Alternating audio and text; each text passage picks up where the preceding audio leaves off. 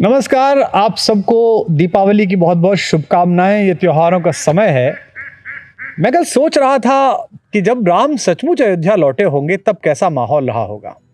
आज के व्यस्त और हर प्रकार के मनोरंजन से उमगते इस समय में जब दिवाली का ये जो उत्सव है, इसके आने की खुशबू भर से दुनिया भर के करोड़ों लोगों में उल्लास, उत्साह और उमंग भर जाती है, तो जरा सोचकर देखिए कि जिस दिन त्रैलोक्य के स्वामी दाशरथी राम दुनिया के सबसे शक्तिशाली सैन्य बल और उसके अजेय सेनापति दशानन को पराजित करके अवधपुरी वापस लौटे होंगे, उस दिन कैसा वातावरण रहा होगा।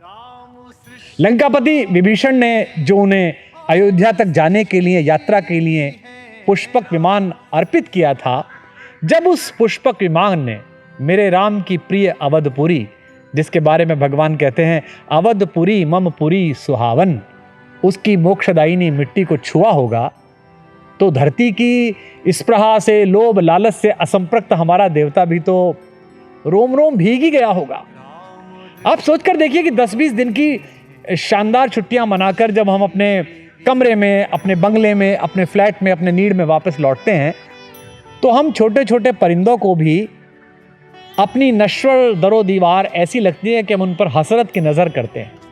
तो मेरे भगवान तो जिस दिन लौटे होंगे उस ज़मीन पर जहाँ जिस रेणु में मुख पर दधिलेप करके घुटवन चलत जिस पर चले होंगे, उसी पर कष्टों का सुमेरु सफलतापूर्वक पार करके पृथ्वीपति राजा राम विजेता होकर लौटे हैं, विश्व को जीत कर लौटे हैं। सोचने भर से आंखें छलछला आती हैं। दीपोत्सव का यह त्योहार सात्विकता पर लोक की अडिग आस्था का एक अद्वितीय परिचायक है। इस त्योहार के केंद्र में भगवान राम के प्रति हर व्यक्ति को अपनी एक निजी दृष्टि से देखने की क्षमता मिलती है। राम प्रभुता के शिखर पर विराजित होने के बाद भी लोग नायक हैं। यह मुश्किल होता है। अक्सर नायक हो जाने पर प्रभुत्व सामान्य जनों से लोगों को अलग कर देता है।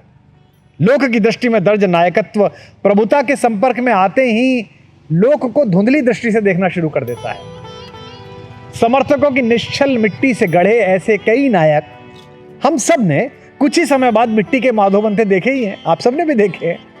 प्रभुत्व और मनुष्यत्व दोनों का एक साथ बहुत समय तक टिक पाना बहुत असंभव है, पर मेरे राम इसके अपवाद हैं।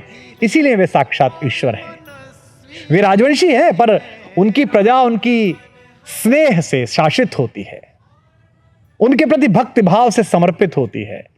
और यह अनोखी स्थिति किसी राजा के जीवन में तभी संभव होती है जब राजा और प्रजा के बीच का संबंध केवल राजनीतिक ना हो, प्रशासनिक ना हो, बल्कि आत्मिक हो जाए, आध्यात्मिक हो जाए, और बल्कि उससे आगे जाकर आध्यात्मिक चेतना से स्पंदित हो जाए।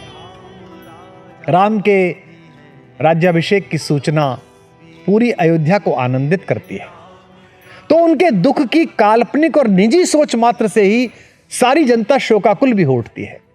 जब वे निर्वासित होकर तापस वेश में निकलते हैं, गोस्वामी जी लिखते हैं, तापस वेश विशेष उदासी 14 बरस राम वनवासी।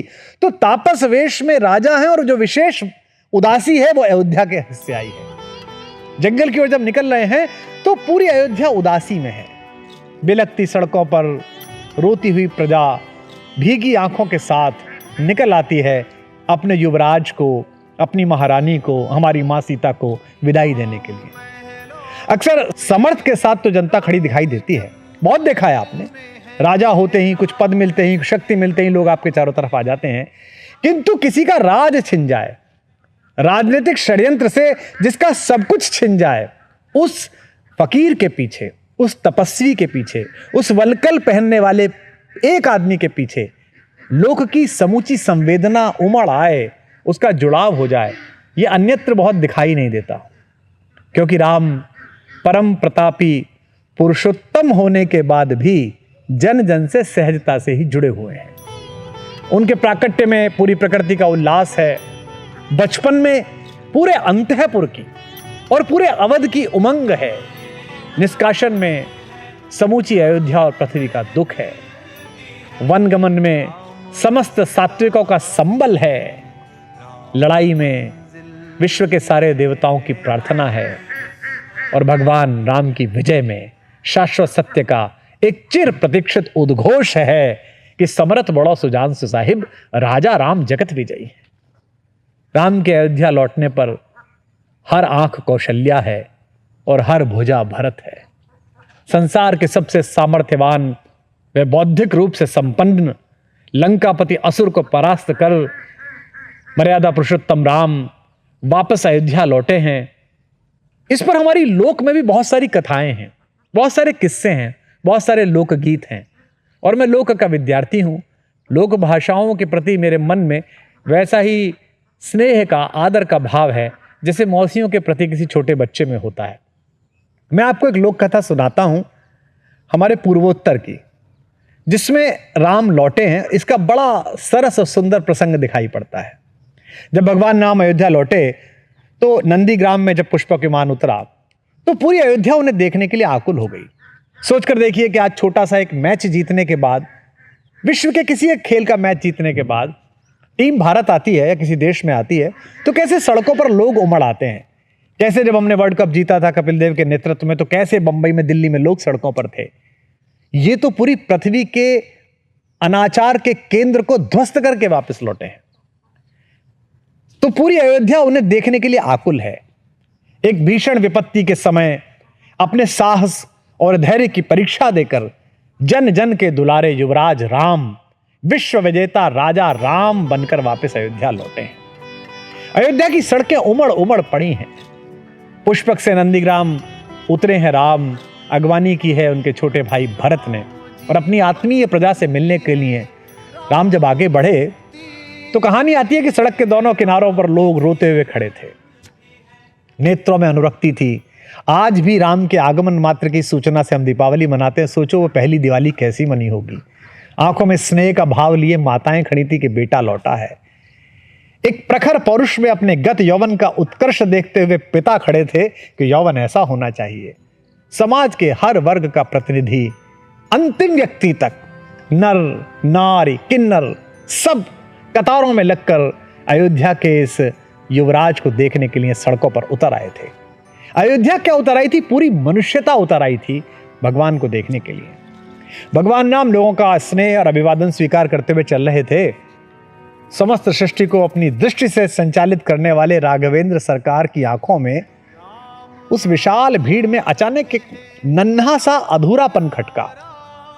उन्होंने अपने साथ चल रहे, रथ से नीचे चल रहे अपने प्रिय भाई भरत को ऊपर बुलाकर पूछा कि मेरे आगमन से अयोध्या पूरी तरह क्या प्रसन्न नहीं है वत्स? पुलक पुलक भरत ने अपनी भीखी आंखों से विस्मय भरते हुए हाथ जोड़कर कहा, भैया आज तो अयोध्या के चिर प्रतीक्षित भाग्योदय का दिन है। पूरी अयोध्या तो क्या, पूरा त्रैलोक्य आह्लादित है। अयोध्या के समस्त निवासी आपके स्वागत के लिए सड़कों पर उपस्थित हैं। पर धृष्टता के लिए क्षमा चाहता हूं भैया, मेरे देवता, मेरे नाथ, आपको ऐसा क्यों लगा कि अयोध्या आपके आगमन से प्रसन्न नहीं है? क्या मेरी इन तैयारियों में कोई कमी रह गई है? मैं इसके लिए आपसे पहले से ही क्षमा मांगता हूं, पर मैं जो कर पाया वो मैं कर पाया। अयोध्या तो बहुत प्रसन्न है। भगवान राम ने मुस्कुराते हुए कहा, तुम कह रहे हो भरत तो सही ही कह रहे होगे, क्योंकि अकेला भरत ही तो है जो सही के साथ रहता है और सही कहता है। तुम कह रहे हो कि पूरी अयोध्या यहां पर है, तो मैं मान लेता हूं कैकेयी नंदन, पर मुझे केवल शंका इस बात पर हुई कि माताओं, बहनों, पिताओं, भाइयों, इन सब की उपस्थिति में मुझे नौनिहाल दिखाई नहीं दिए, मुझे अयोध्या का बचपन दिखाई नहीं दिया, मुझे छोटे बच्चे दिखाई नहीं दिए। क्या अयोध्या के बच्चे बच्चियां मेरे आगमन से प्रसन्न नहीं है? क्या अपने तात की, अपने बड़े पिता के आगमन से उनके मन में कोई उत्साह नहीं है? क्या इस प्रौढ़ तात से मिलने के लिए वो उत्सुक नहीं है? यह सुनकर भरत की आंखों की कोर पर आंसू छलछल आए। स्वयं को संभालते हुए कैकेयी नंदन ने भरे कंठ से उत्तर दिया, भैया जिस दिन से अयोध्या वासियों को यह पता लगा था कि आपने और भगवती स्वरूपा भारतेश्वरी हमारी भाभी माता सीता ने वन में इस वनवास की तापसी मर्यादा के पालन हेतु ब्रह्मचर्य के पालन का व्रत लिया है, उसी दिन के बाद से अयोध्या के लोग भी गृहस्थ धर्म छोड़ चुके थे और गृहस्थ रहते हुए भी गृहस्थ नहीं रहे। आपके साथ साथ यहां भी पूरी अयोध्या ने 14 वर्ष तक आपके द्वारा निभाए गए व्रत को निभाया है। 14 साल अयोध्या के आंगन में किलकारियां नहीं, आपके मंगल की प्रार्थनाएं गूंजी है। इसलिए आज आपका स्वागत करने के लिए इस विशाल भीड़ में कोई भी छोटा बच्चा दिखाई नहीं पड़ रहा। सरयू के पानी ने राम की आंखों में उतर आए आंसुओं को प्रणाम किया। पूर्वोत्तर के लोक गीतों में ये जो एक घटना मैंने आपको सुनाई, ये उस संवेदना का प्रकर्ष है जिसे जीकर ही हम जैसे सामान्य कामी, क्रोधी, लोभी लोग उस मर्यादा पुरुषोत्तम को प्रणाम भर करने लायक ही बन पाए हैं।